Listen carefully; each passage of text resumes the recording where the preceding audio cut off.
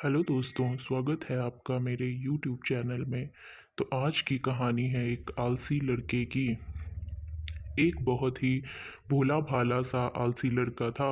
वह कोई काम नहीं करना चाहता था, बस खाना खाता, घूमता और सोते रहता था। एक दिन उसे किसी ने बताया कि एक आश्रम है जहाँ पर कुछ नहीं करना पड़ता है और हर दिन 2 समय का खाना और नाश्ता मिलता है। तुम वहाँ जाकर के रहो। उस आलसी लड़के ने सोचा कि ये तो बहुत ही बढ़िया है और वह उस आश्रम में जाके रहने को सोचा।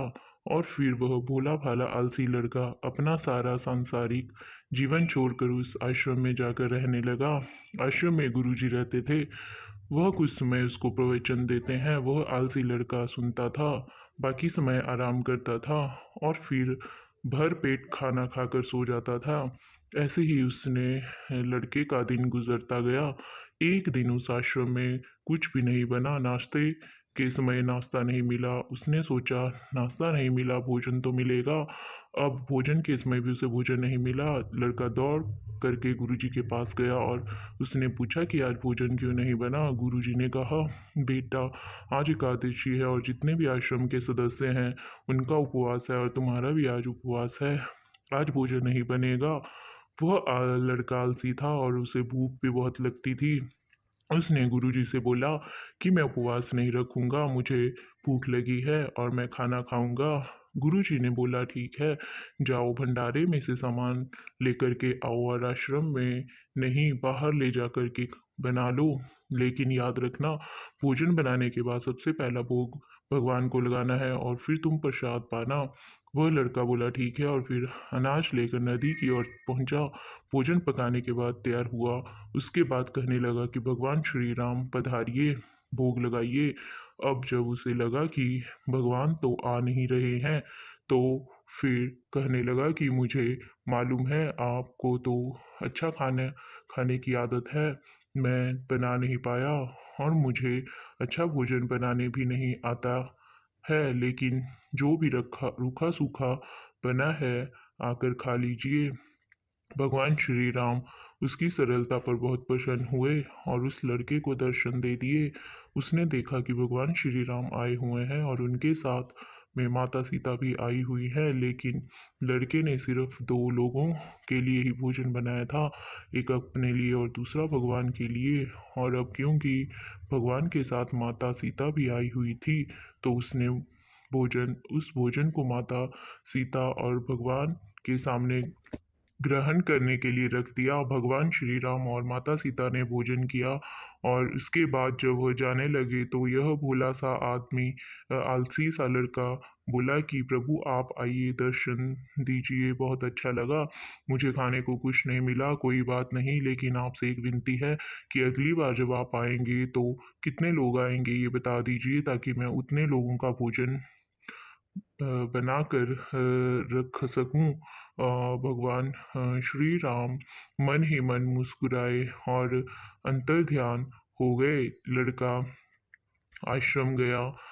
दिन बीतता गया और फिर एकादशी का दिन आया और इस बार उसने 3-4 लोगों के लिए अनाज लेकर खाना बनाने के लिए नदी के किनारे पहुंचा और उसने बड़े प्रसन्नता से भोजन बनाया और इंतजार करने लगा कि प्रभु आइए और भोग लगाइए। इस बार लड़का देखता है कि भगवान श्री राम पूरा राम दरबार लेकर के आए हैं। जैसे माता सीता, लक्ष्मण, भरत, हनुमान जी और सभी लोग आए हैं।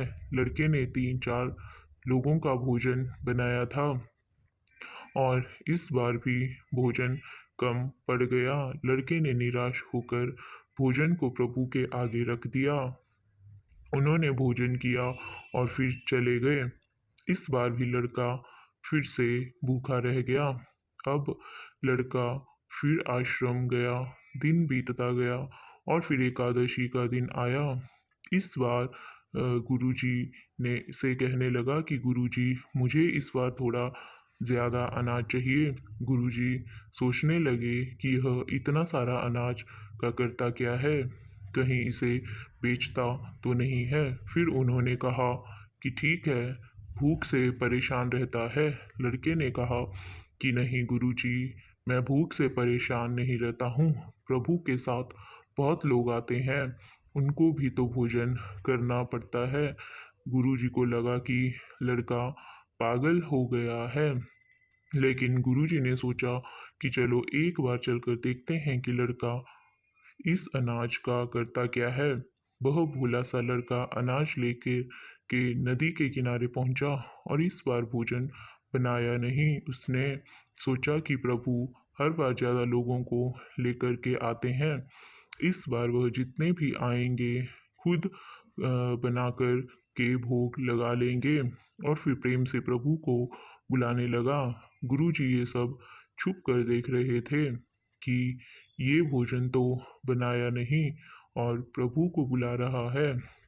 लेकिन लड़के ने देखा कि इस बार प्रभु के साथ बहुत से लोग आए हुए हैं, तो उसने प्रभु के सामने हाथ जोड़ करके कहा कि प्रभु माफ़ करना, आप बहुत सारे लोग आते हो, मुझे संख्या का पता नहीं होता और मेरी हिम्मत भी नहीं होती है कि इतने सारे लोगों के लिए भोजन बनाऊं।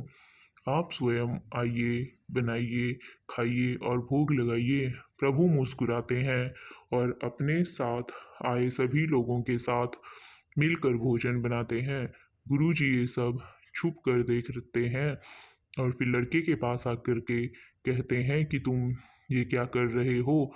लड़का कहता है कि गुरुजी, आपको दिख नहीं रहा है कि भगवान श्री राम पधार चुके हैं, माँ सीता आई हुई हैं, हनुमान जी आए हैं और सभी लोग आए हुए हैं, भोजन बन रहा है। गुरुजी ने बोला कि पागल हो गया है, मुझे तो कोई दिख नहीं रहा है।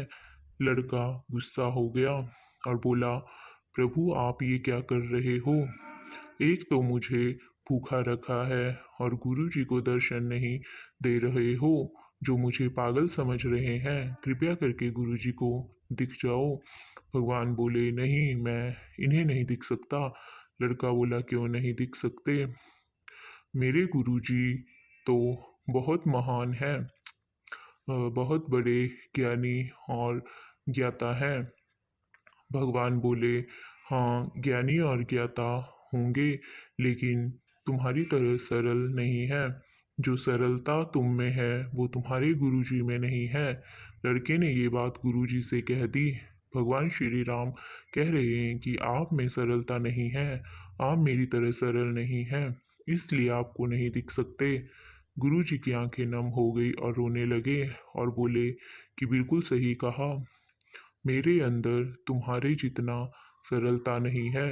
और फिर माफ़ी मांगने लगे। भगवान ने गुरुजी को भी दर्शन दिए। ये कहानी हमें सिखाती है कि जीवन में सरलता सबसे आवश्यक है। जितने सरल बने रहेंगे उतना जीवन में आगे बढ़ते चले जाएंगे। जब आप सरल होते हैं तो आप सभी खुद ही मुस्कुराते हैं और दूसरों को भी मुस्कुराने की वजह देते हैं। तो कैसी लगी आपको ये स्टोरी? कमेंट करके ज़रूर बताना और चैनल को शेयर सब्सक्राइब ज़रूर करें। धन्यवाद।